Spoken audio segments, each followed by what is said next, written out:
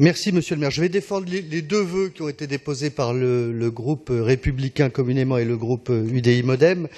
Et puis, je voulais dire aussi qu'à écouter mes collègues, je me réjouis parce qu'il aura fallu du temps, mais il semble aujourd'hui que sur la plupart des bancs de cette Assemblée et la plupart des groupes politiques partagent l'état des lieux et la préoccupation concernant l'évolution galopante des locations des meublés touristiques à Paris.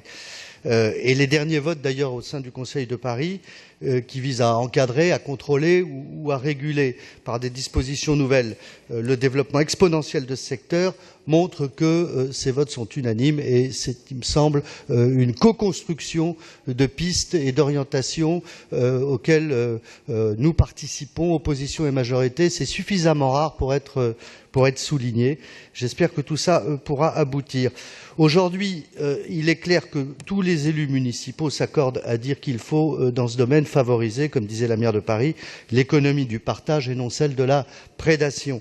C'est-à-dire favoriser la location occasionnelle pour arrondir ses fins de mois, mais mettre un terme à la location à l'année, qui se fait souvent malheureusement d'ailleurs par des professionnels, au détriment du logement des Parisiens et du secteur de l'hôtellerie qui subit une concurrence déloyale.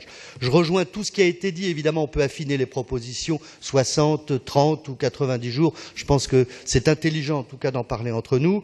Il y a un véritable problème aujourd'hui en effet pour le fait que l'agrément soit un véritable agrément dont la violation des règles pourrait entraîner la suspension, qui puisse se faire avec une transmission de pièces supplémentaires lors de la déclaration, telle que l'accord du propriétaire si le déclarant n'est que locataire. Pierre-Yves Bournazel avait proposé l'augmentation de la taxe de séjour pour les meublés touristiques, la conformant aux hôtels 3 étoiles et plus, étant donné la nature du produit en quelque sorte, la réduction, vous l'avez tous dit, de la durée annuelle de location autorisée. Mais surtout, ce que je retiens, c'est que c'est bien à l'échelle locale et non nationale que le cadre d'une régulation juste et efficace doit pouvoir se décider. C'est ça qui est intelligent. Au plus près des réalités, des contingences propres de notre sociologie, de notre urbanisme et de la ville de Paris en l'occurrence, un cadre qui doit pouvoir évoluer facilement selon la conjoncture et la survenance d'un événement ou d'une crise.